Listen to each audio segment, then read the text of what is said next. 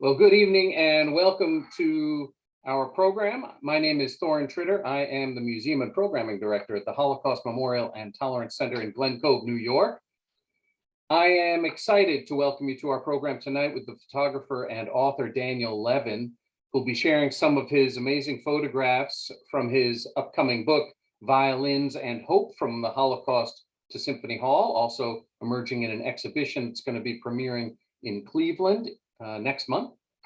But before we get to those programs, or the program this evening, I would like to put in a plug for some other upcoming programs that we have scheduled.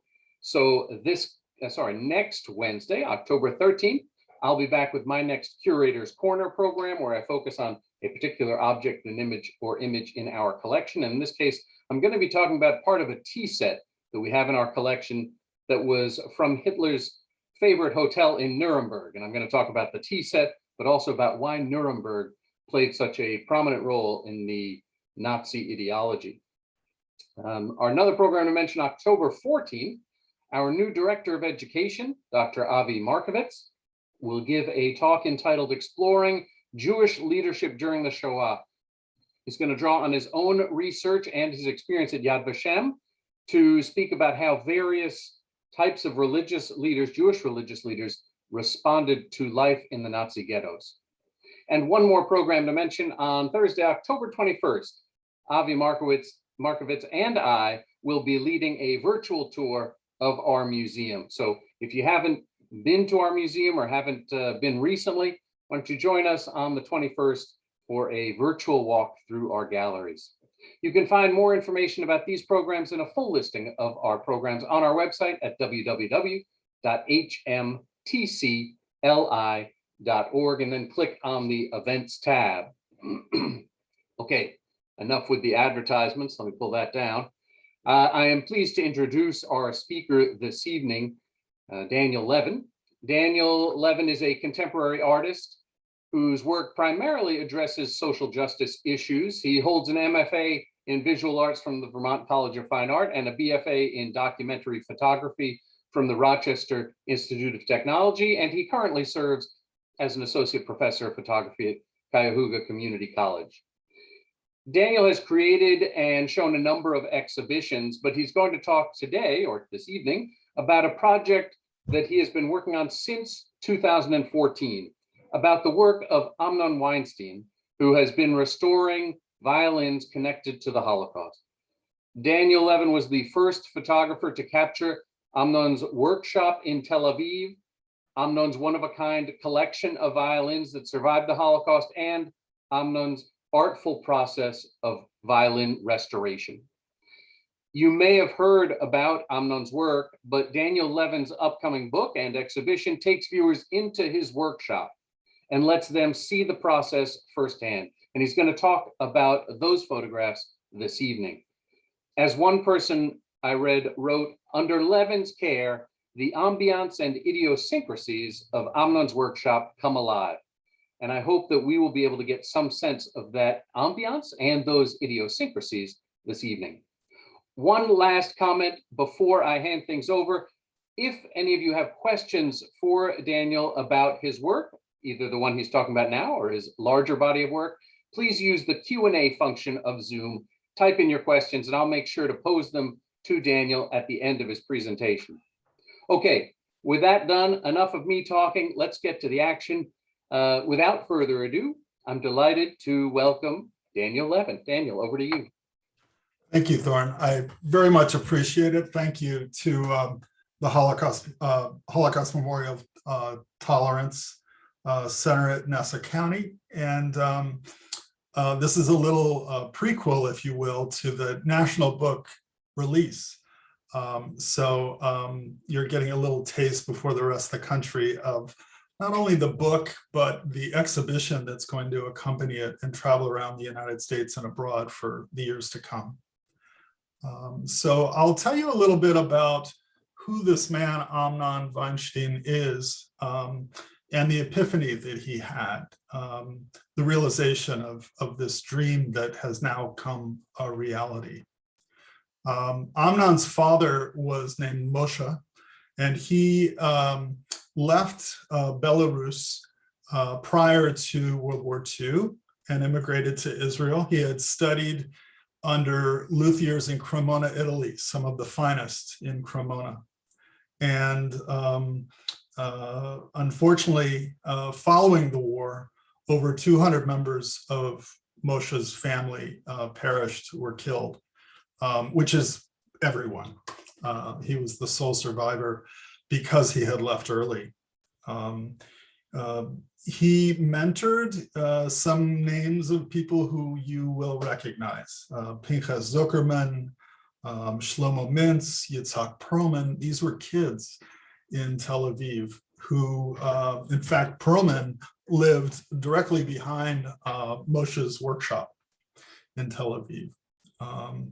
And he would be given these violins that were part of the fabric of the Holocaust, whether they were used in the ghettos or they were used in the concentration camps, because as strange as it sounds, there were small orchestras that were organized by the Nazis in the camps. It was a bit of a rivalry that they had between the commandants of the camps. And there was also, not surprisingly, the orchestras were used for propaganda purposes. When the Jews would come off the cattle cars into the camps, there might be, likely was a small orchestra playing, and it would make the Jews feel like, well, this place is not what we expected. This must not be so bad. Of course, the Jews that were performing could easily be killed that very day and replaced by another Jew. But what was so strange is following these violins, not only allowing some Jews to live because they could perform on them and they would be spared as a result, but of course they also brought a sense of humanity for 5, 10, 15 minutes when a Jew in the ghetto or in the camps might just be able to go into their head listening to the music and just get away from the starvation in the ghettos, people dying in the streets and the hallways, or the separation of families and then the killings. But in spite of this, in spite of the kind of magic that came along with these violins, when the violins, many of them made their way to Israel with immigrants or relatives of those who had perished, they were stigmatized and they had almost no value. I think you can understand that in spite of the kind of magic that they performed during the Holocaust. And so they would be brought to Moshe by various people, including many of the actual owners that magically survived. And they might ask him might there be anything you can do with this? That they didn't want to perform on them anymore. They didn't want to play on them for entertainment, but they also couldn't throw them away. But Moshe couldn't throw them away either. He knew what they represented, but if he took the time to restore them, they very likely, most certainly, there would be no one to buy them. So they just started accumulating. Years later, Amnon, who's now in his 80s, Moshe's son, studied under also master luthiers in Cremona. And it occurred to him long after he started working in his father's workshop that if he restored a violin and it could be played on in a way that it would be a way of teaching the Holocaust in a palatable way, actually a victorious way. To Amnon, the idea was simply, if the violin could be played, and the violin has marks all over it, any given violin from its previous users, and every violin has its own sound when you're a aficionado. It's almost like those who perished survive, that Hitler didn't win. because the violins are there to tell the stories. And when we hear music, I included in my book scholars regarding the brain and emotion and emotional responses. There's something very strange and just incredible that can happen just at the changing of a few chords. And it's when your hair stands up on your arms. If these violins could be restored and played by not only people like Shlomo Mintz and Joshua Bell and others, but children, importantly children, performing them to others, and that these stories can be told for years to come, now that the only surviving elderly Jews are dying off, and there are just very few left. And as a result, there have been performances around the world now, but not usually with full orchestras. The very first full orchestra doing a full symphony, performing a full symphony on these violins, happened in Cleveland, where I live. And it's kind of a crazy kismet story about how that happened. And the reason why it's crazy kismet is because when Israel wasn't a state, a modern nation yet, it was still Palestine, Rabbi Abba Hillel Silver from the Temple, that's the name of a congregation in Cleveland, a magnificent synagogue that was built under his term, across from what became the Cleveland Museum of Art 2 years later, that hadn't been built yet. For 8 months, far into the Holocaust, Rabbi Silver was commuting back and forth to the United Nations in New York. It was not on First Avenue at that time, but he would appear before the General Assembly representing the Jewish population of the world, including the Jews of America, to lobby for a two-state solution.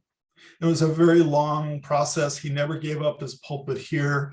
He would go back and forth, staying in New York at weeks at a time. And eventually, once the UN did pass the shutting down the British mandate and creating a two-state solution, weeks passed, and Rabbi Silver went back to the UN and announced to the General Assembly that this morning Israel became a state. And this rabbi, his home is where this first concert occurred, first full concert, full symphony concert, conducted by an Austrian who is named, I'm slipping it right now, but it'll come to me in just a second. But he ended up writing the foreword for my book, Franz Welser Most. Franz's father fought for the Nazis. Franz is from Austria. And Franz found this to be a very personal mission of his, to have this concert in this place. And he, more than anyone I could think of in the world, was most well suited to write the foreword for my book, because he did it from the standpoint, he wrote with the voice of the standpoint of the son of a parent who fought for the Nazis, but he's one of the greatest conductors in the world, with what the New York Times calls the Cleveland. As recently as last year, the New York Times called the Cleveland, and they called it once again America's finest. So that's kind of tied into this, but I want to start showing you some photographs, and I'll tell you more of the story. Can you see my screen okay, Torin? We're not seeing it quite yet. Oh, you're not? Okay.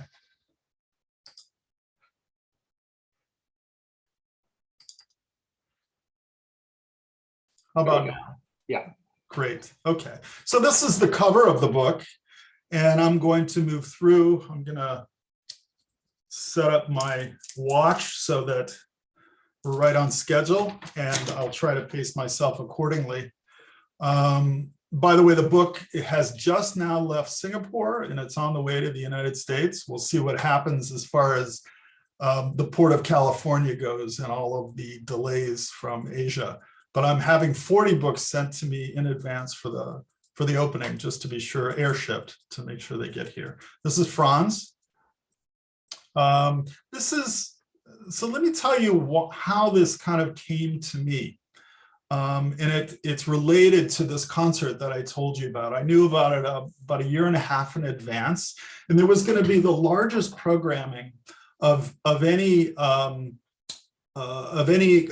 shared cultural event in Cleveland's history. We're talking about the largest arts institutions at the highest level.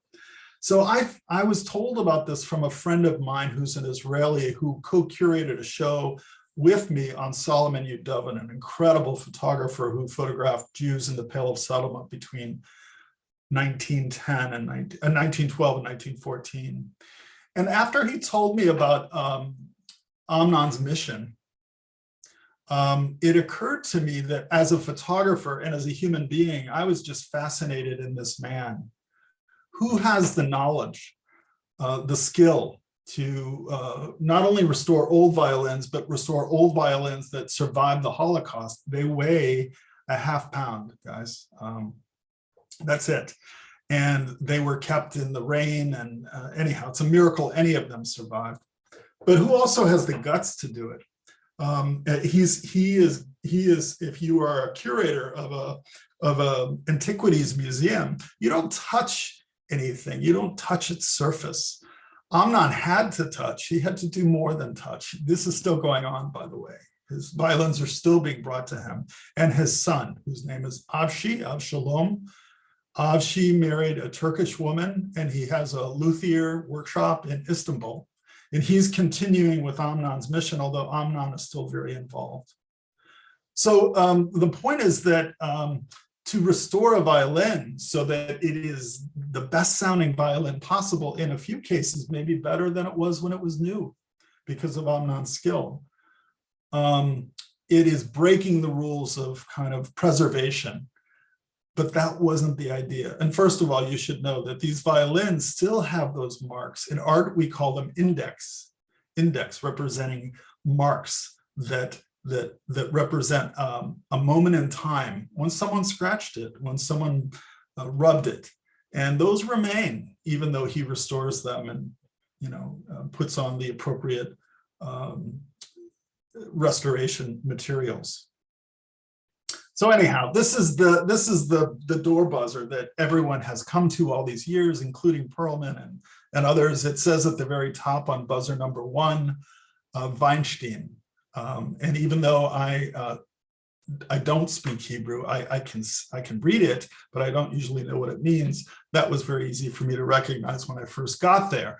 By the way, I had imagined this man, this Geppetto-like figure, who, in my mind at least, was going to be in this old shack of a building. Many of you possibly have been to Tel Aviv, and Tel Aviv, in parts of Tel Aviv, it is a UNESCO site. It is a World Heritage Site for Bauhaus architecture. And it's kind of the irony of all ironies that these Jews that were fleeing Europe, and especially Germany, were ending up likely moving into Bauhaus architecture. The greatest collection of Bauhaus architecture, German designed architecture from the Bauhaus school in Germany, anywhere in the world. And that happens to be actually where Amnon's workshop is. So there's a contemporary, it is kind of dusty and dirty, and not dirty, but dusty and smelly in all the most wonderful ways inside. When Amnon doesn't know the history of a violin, but he knows that it's tied into the Holocaust story, but he doesn't have the specifics, which is the case sometimes, he'll dedicate a violin that doesn't have a label in it.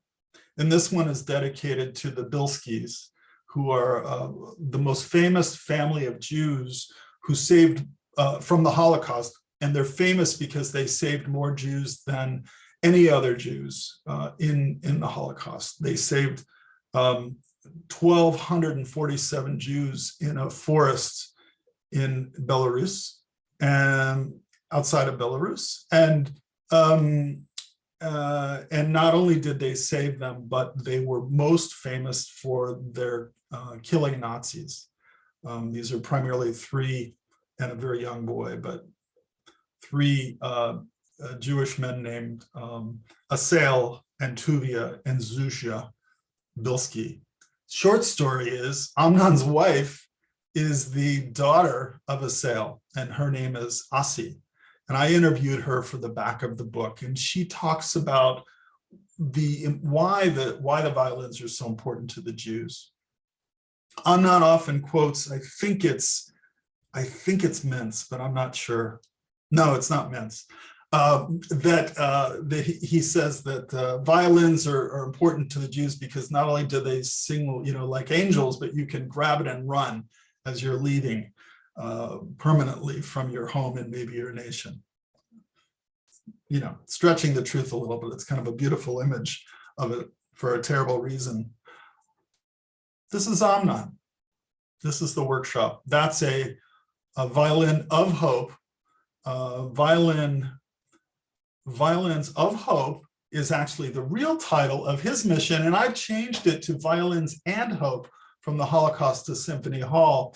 My thought with that is that because of the polarization that's happening in America and worldwide right now, I think of Violins of Hope as the Jews back then who had hope because of how music possibly was in their life for only a moment.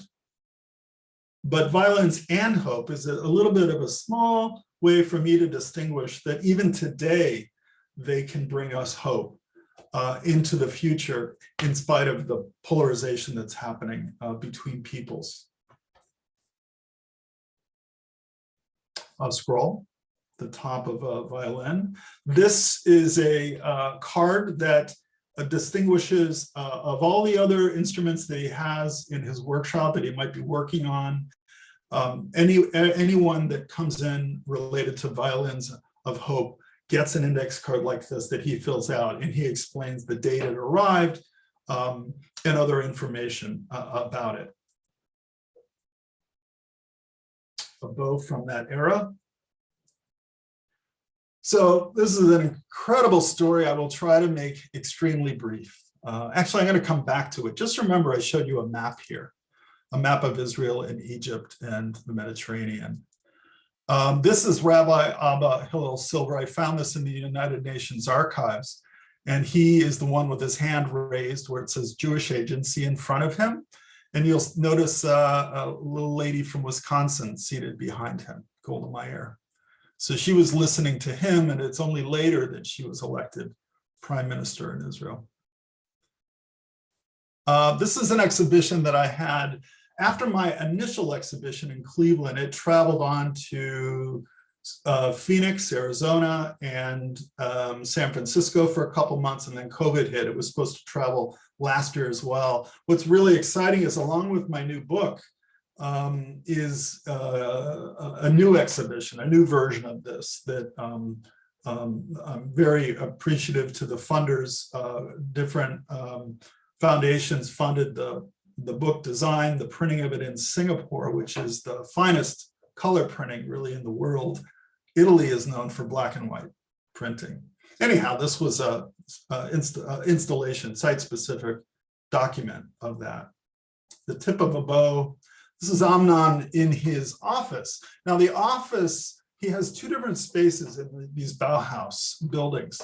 One is Moshe's old office, which had a little room at the end of it that was his workshop.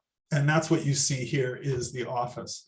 Those are Holocaust violins in the beautiful cabinet. Amnon's just corresponding with God knows who, somewhere in the world about an upcoming project here as I'm making this photograph. This is actually the Auschwitz violin. This violin, it's just incredible. But when you work on a violin, you open it. I don't mean open the case. I mean, you open the violin, you take the top off. He found ashes inside, honest to God, from Auschwitz. So an incredible opportunity happened as far as kind of symbolism and metaphor. Amnon, word got out about what Amnon was doing, and the German government, through the foreign minister's office, the foreign minister wrote to Amnon and said, would you consider bringing some violins to Germany so that some members of the Berliner Philharmonic can perform on them? And Amnon said, of course, that would be wonderful, thank you. And he came and was given an incredible honor, an award from the nation of Germany. But if you think about it, the fact that Amnon's father's entire family was killed by the Nazis, and here the foreign minister of Germany was asking if Hitler's orchestra, the Berliner Philharmonic, could perform on these violins that he restored. It's just incredible. And a few wonderful things, lucky things happened to me while I was in Tel Aviv. And one was that the foreign minister's staff came to Amnon because when Amnon was in Germany, the foreign minister asked, next time in Tel Aviv, would you mind if I stop by your workshop? And unbeknownst to me, they showed up this day. They were the foreign minister was coming the following week, and it looks like 2 people, but 3 are from the foreign minister's in his cabinet, and they're checking about security, where the exits are, and all of that. Also, what will they talk about during the visit? For me, it was powerful as well in a small but real way, and that is one whole wing of my family was killed. The family name was Poteshnikov, and so I was in the room with these people, and so for me it was some kind of flag that Hitler didn't win either. Amnon at his workbench. This was a very fortunate thing. Amnon received a Star of David violin, which you might think is extremely valuable because they tend to be mother of pearl inlaid, but they're actually very inexpensive violins to make, or they were. And what I found out recently is they weren't all designed just for the Jewish market. At that time, it's not the Hanukkah, the Shabbat, the menorah, excuse me, was more of a symbol of Judaism than the Star of David. It's quite interesting. But at any rate, there was a German man who said, I have this violin. It's a Holocaust violin. And would you be interested in it? And usually people bring violins to him, but in this case, the man wanted money. And Amnon said, please send me some pictures. He did. And Amnon said, yes, I'd be interested. And Amnon bought it. The man paid for shipping. He was kind enough. He said, I'm going to pay for shipping. I was horrified to see. You can see if I can magnify this. It was the case. He opened the case or the box when I was there. It's filled with German newspapers. And the whole case, the front of the case of the violin was cut off like with a saw, and I was just horrified. And I eventually got up the nerve to ask Amnon about it. He said, the guy probably thought, the violin's smaller than the case, and it's not needed. It costs more to ship, so he just cut off the end of the case. Amnon was totally nonplussed about it. He didn't care. But I was fascinated by this. I watched him in this kind of forensic way, because this is a violin he didn't know the backstory on. And so I don't want to make you dizzy, but these are in order of how he kind of almost in a forensic way examines the violin to try to discover what he can about it, since he doesn't know the facts. And filling out that index card. And then he looks in the peg hole. He moves the peg out, removes it, and looks through the little hole and lets the light come through the F holes to try to see inside before he opens it. It's one of the pegs at the top of the scroll.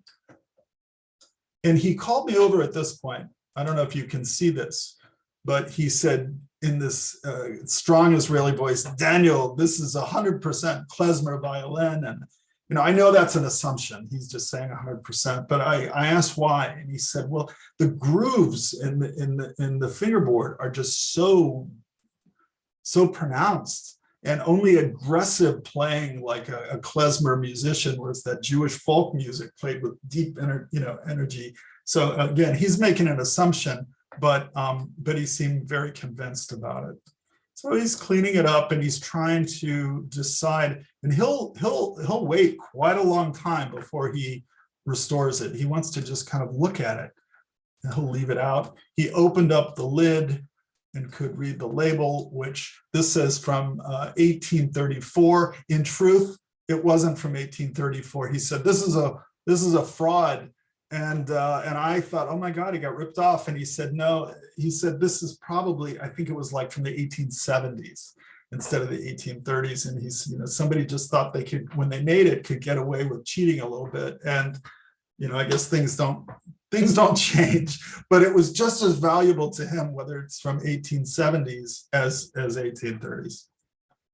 So this is a crazy story. And I want to give you Amnon's voice here, and then I'm going to really pick up the pace. But I have a little story that he said to me just before we went to press, and I included it in the book. And so stick with me for a moment here. On November 16th, I asked him, what is it to restore a Holocaust violin as opposed to just any old violin? And I cleaned up his Hebrew a little bit here, his English, because it was really broken, but you definitely will still hear his voice. Very simple. A Holocaust violin has history behind it, and the history is holding you back because you're doing something which is abnormal, of course. The violins that are coming from the Holocaust are in very bad shape, and a normal violin would never arrive in such shape, never ever, because the Holocaust violin owner could not keep them well.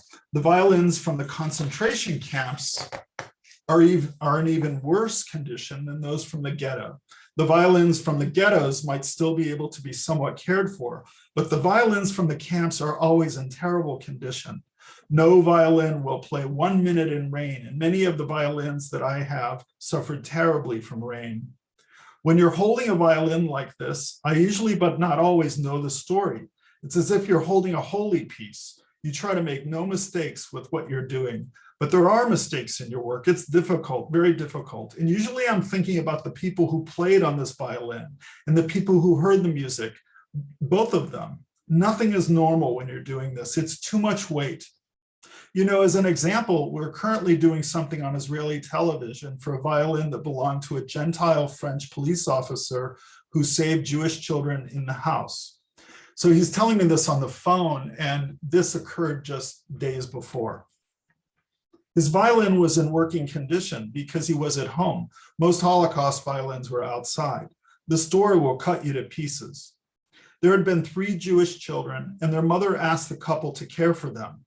Eventually, the children didn't want to stay without their mother any longer, so the mother came back and got them. Some days after, the Gestapo took them away, finished, with an exclamation mark, of course. That's a subtle way of saying how the Gestapo killed them. Recently, and this is what happened just a few days before, I had a meeting in my workshop with the French police officer's son. He brought me the violin that his father had when he and his mother cared for these Jewish children.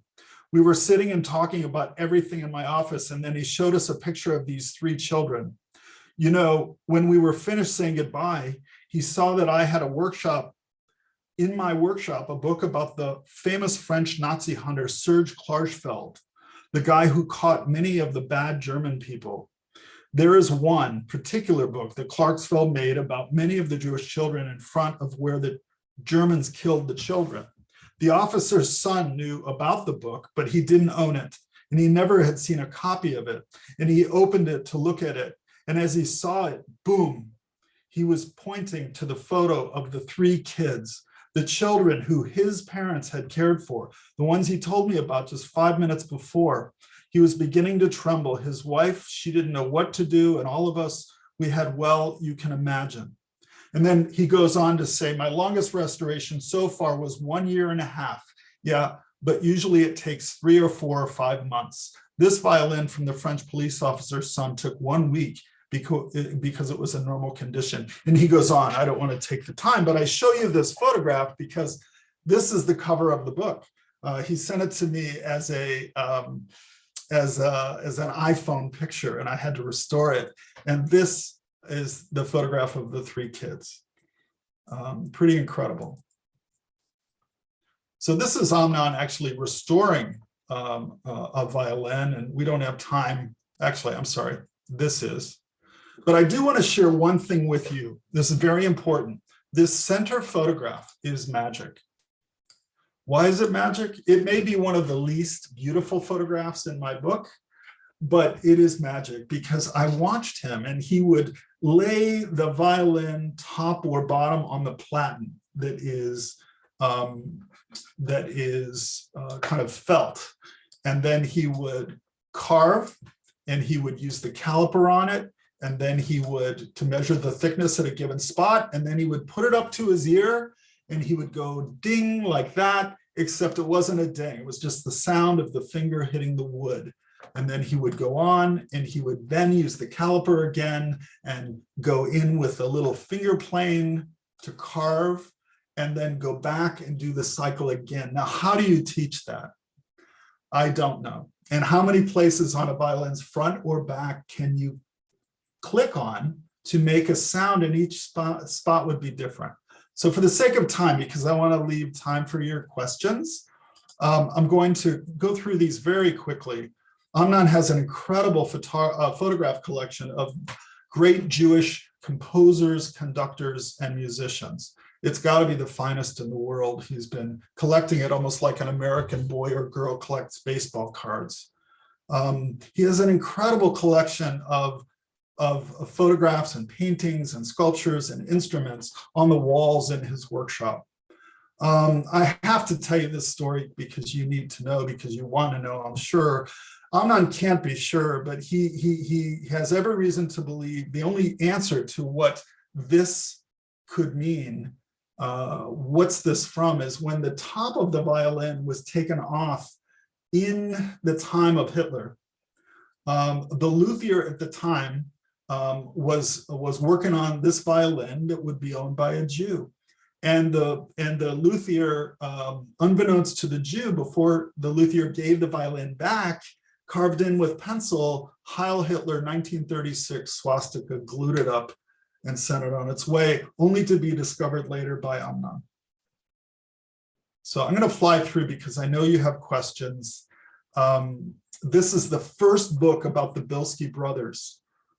Later, you may know, it's on Netflix, about the film Defiance and Ossie's parents. It's about the brothers.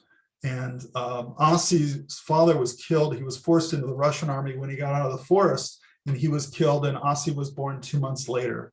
She was named after him. Something I need to share with you is that when I interviewed her, Ossie said to me, and it was just a couple weeks ago, it was on a Saturday, a story about the Jews of the forest, not just the Bilskis. They did mention the Bilskis. They said they're the most well-known, but there's still a lot not known about the Jews of the forest.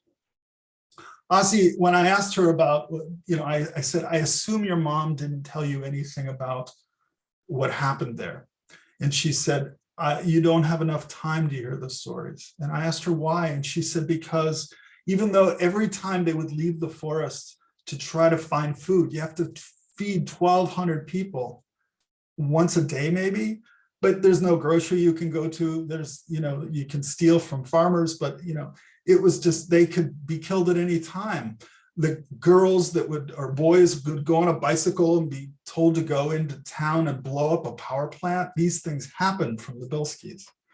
But it was a very exciting time because they knew that they were the only Jews left in Europe. That if they didn't live, these Bilskis, not just the family, they were all called the Bilskis. There was the family of the Bilskis, but this Bilski group If they didn't live, they believed that they were the only Jews left in Europe. And that's how important their mission was. And by the way, no children were allowed to be born there. Herzl, Amnon's a collector at heart. And so he has all kinds of interesting art-like collections. This is a letter from the head of the Berliner Philharmonic exhibition and concert asking Amnon, I hope you were happy with how everything went. I just found it on the ground. These were all shot in a documentary style. This is Asel Bilski, Amnon's father-in-law, who he never met, Asi's father. And finally, this is the last thing I'll address, is that Bronislav Ubermen was the greatest violinist of his day. When he was 14, I saved a section here I want to explain to you. I'm going to move on and then answer questions. That's a caliper. These are actually gypsies, not Jews, being forced to play for Nazis on the street. Amnon told me that gypsies would be just as likely to be shot on the spot, but Jews were often in the same position. Cover of the book. This is Bronislav Ubermen. So quickly, Bronislav Ubermen, I'll read this to you. Bronislav Ubermen was born in Czechoslovakia, I'm sure I'm not pronouncing that right, Poland. At the age of 4, his parents gave him a violin. By 10, he was studying under Joseph Joachim, who had been a protege of Felix Mendelssohn, Robert Schumann, and Franz Liszt. By the time Uberman was 9, he was already known as a virtuoso. At 14, he was so proficient that Polish Count Władysław Zamoyski gifted him the family's 1713 Antonio Stradivarius violin. There were only 5 violins made by Stradivarius that year. This is a very valuable violin. So get this, Joseph Brahms, who wrote his concerto for violin in D major, opus 77, he wrote it specifically for Joachim, who was his friend, but it was not even playable. So for the longest time, Joachim would work with him and try to make it playable. It was too hard to play. Once completed, it was so difficult to perform that Brahms modified the composition for Joachim to allow it to be passably playable. Following its debut, January 1st, 1879, other violinists wouldn't touch it. But Joachim was so impressed by his now 13-year-old student Uberman that he persuaded Brahms to attend an 1896 performance of his concerto, but with Uberman, this boy, performing. Brahms was skeptical, so he agreed to attend, but he'd sit in the back row so he could run out after 5 minutes if he didn't like it. Also in attendance were Johann Strauss and Gustav Mahler. And to say the end of the story, it's almost like a film.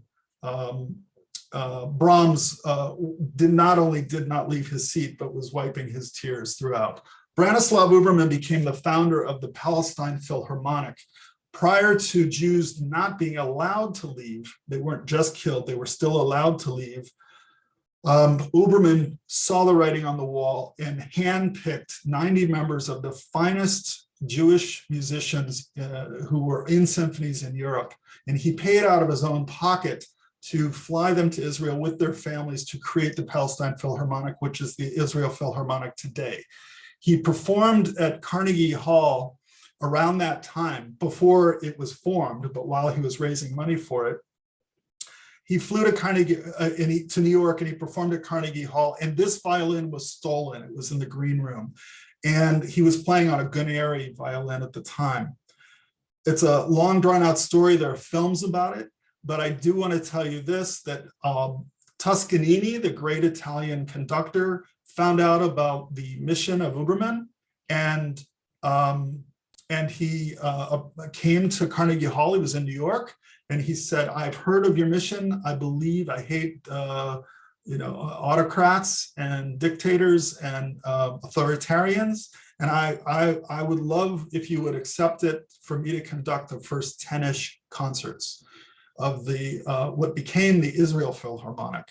And he didn't accept a dime. And that's a carte de visite of Uberman as a boy. He looks like a girl there, but a boy. And so I'm going to fly through And this is Moshe's workshop from Amnon's desk through that door.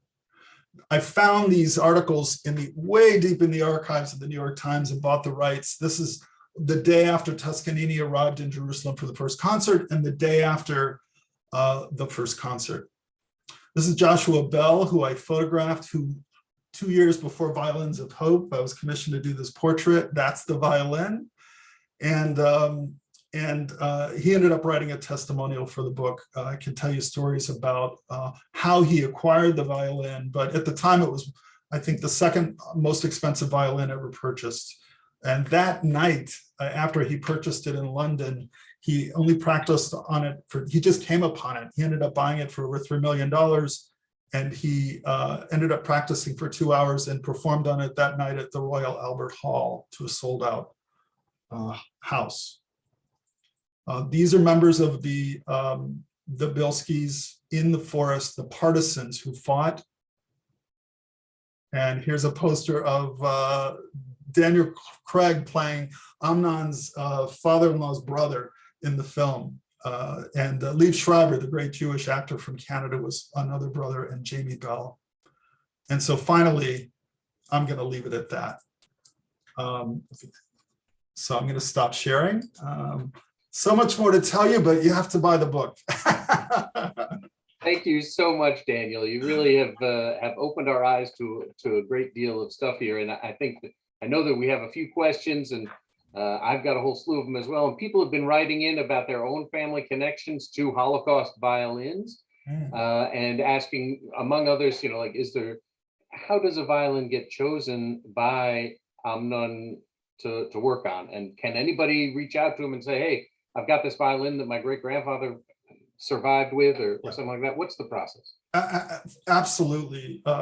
He's people are contacted. The more there's an awareness of what he's doing, the greater opportunities for someone like your members of the museum to find out about it. And you could contact me on my website, or my email is levinart@mac.com, but you can always go to my website, which is levinphoto.com.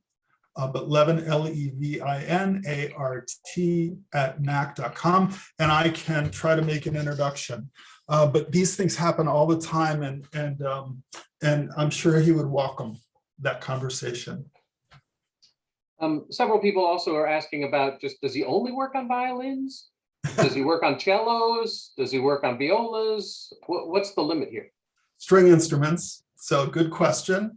One of my favorite photographs, there was a wall with these beautiful paintings and illustrations of great conductors and composers and musicians. It's in this dark closet-like space where all these cello cases are lined up almost like little figures. Yes, he works on cellos and basses and violas. And he does, and for the longest time, he didn't make a dime doing any of this, and it was taking up so much of his time. And fortunately, there are some foundations that have helped support him. I don't know the details with that, but he is still working for everyday people as a luthier in Tel Aviv, and certainly Avshi is as well in Istanbul. I wanted to ask you a question about something that I read in your book, which came across in the photos, I think, that you just showed us, but you showed them very quickly, and I know that's understandable.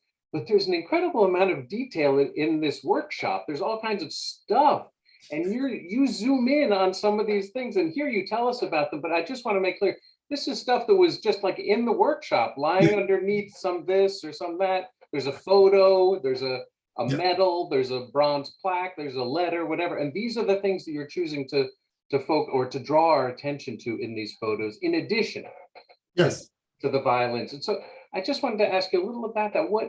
What made you, I mean, obviously you have pictures of violins, but then you show us this other stuff. I mean, it looks like it would be an incredible place to wander around and just kind of lift up stuff and see what's there.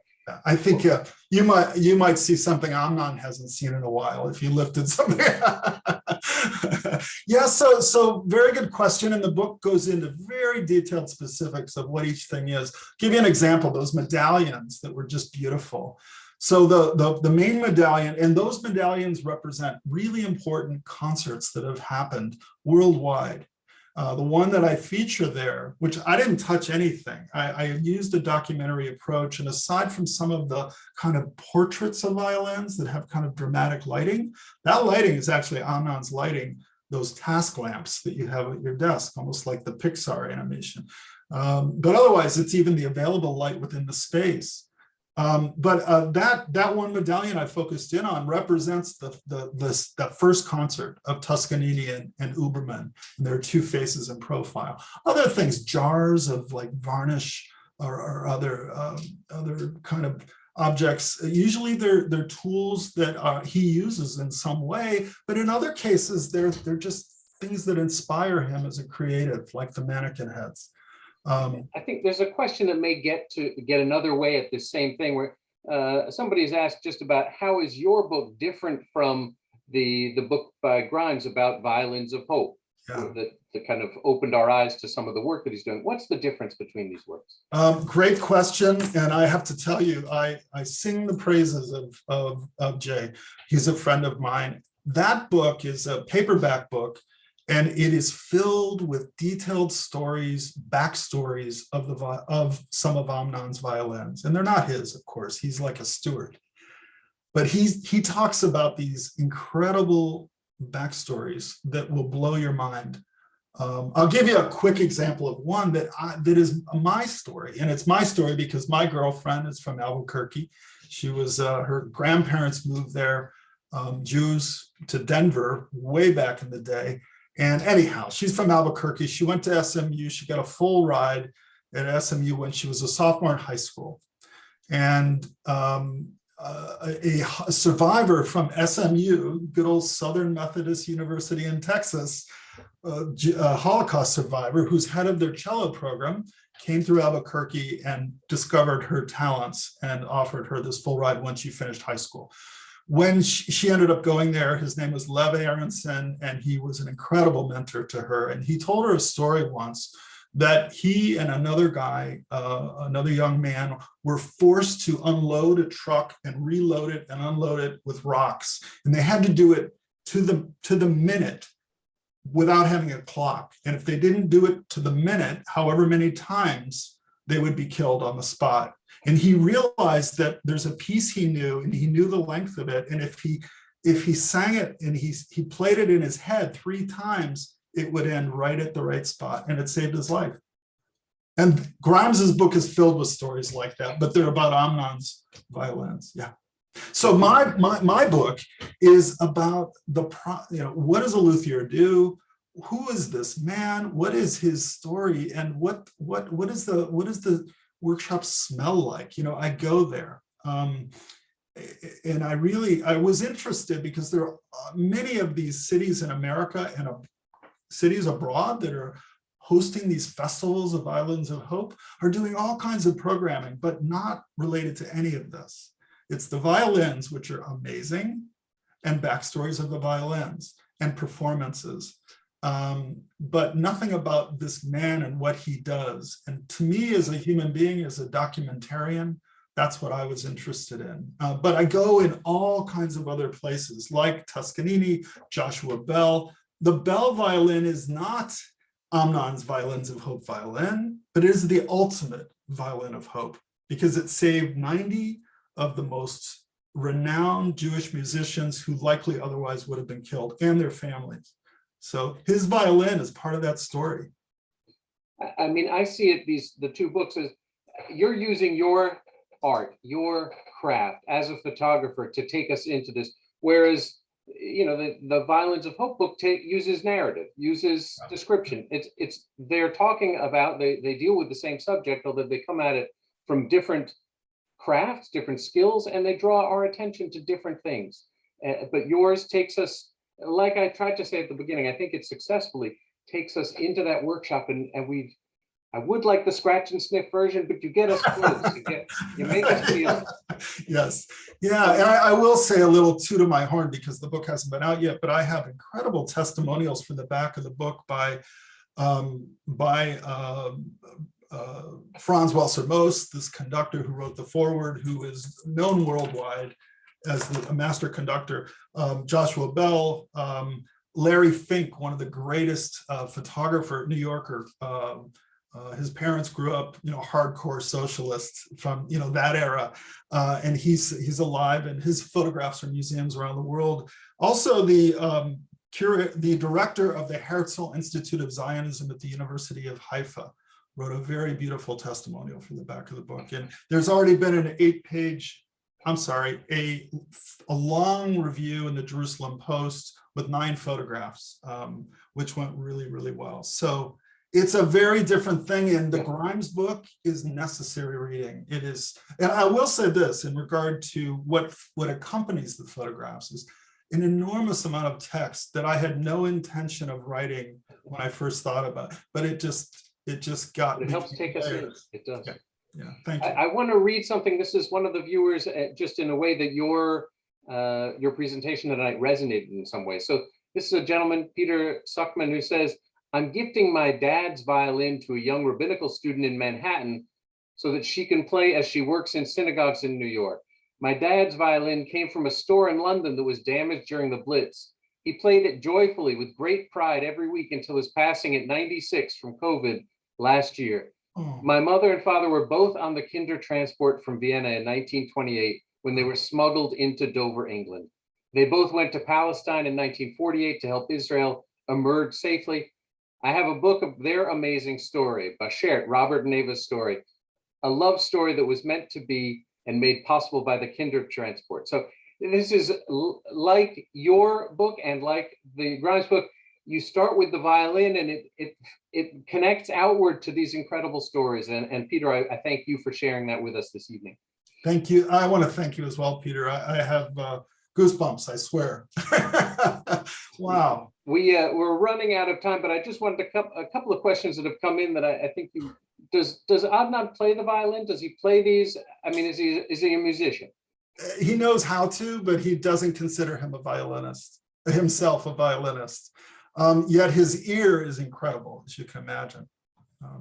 Yes, but one of the things you may have seen was a cabinet that was glass and had newspaper clippings all over. And those were some of the great violinists and other string musician clients of his from around. That's another. Somebody asked about the pictures that he has. This like amazing collection of photographs that Adnan has captured or acquired over the years of violinists in Eastern Europe, and you give us a couple of photos of them in your book. I know. Yeah. It's strange to you talk about. Can you just tell us how does he use those photos? I'm telling you, he's like you. I don't know you as a boy, but I know myself as a boy. I'm that same guy. Amnon reminds me of a little kid in America with baseball cards. I would be shooting or just absorbing, and I'd turn around and he'd be at his desk when we weren't across the way in the other building at the workshop, and he'd be flipping through them and moving them around through the sleeves. The world doesn't know about these photographs, but I assume someday they'll be gifted to a museum. It is incredible. You say that like sometimes when he needs a break from working on the violin, he goes over to the photos.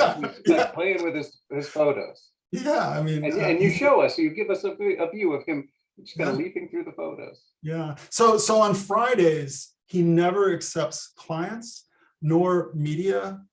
He's no, because he goes to the flea market, used to be on Dizengoff underneath the kind of raised elevated area where the fountain is, and it's since moved. And so he said, "Daniel, when you come, I'm not available during that time." And I said, "Fine, if this is where you get some of your items that are so precious to you, I'm going with you." So I did. And he's had incredible discoveries there, not violins, I believe, but other items. His father started collecting these string instruments years and years ago. By the way, I should tell you, in the back of the book is a really incredible resource, like 4 pages or 5 pages of resources. And one of them, it was a clipping that was just discovered of a film that was shown in a movie theater. Israel got television late. And there's a black and white clipping that was a newsreel that would be shown in the theaters. And it was Amnon and Moshe working on violins. It was silent. Another resource in the back was there was no recording of that first concert of the Palestine Philharmonic, but America's PBS put together a collection of Israel Philharmonic and New York Philharmonic performances of the very same pieces. One of them was conducted by Toscanini. Put it together, it's available to listen to on Spotify. And anyhow, it's kind of a bouillabaisse of resources. Daniel, we are out of time, but I want to thank you so much for sharing this with us. And I look forward to seeing the book out in publication and look forward to seeing the exhibition. Hopefully I can make it to Cleveland or it can make it to New York.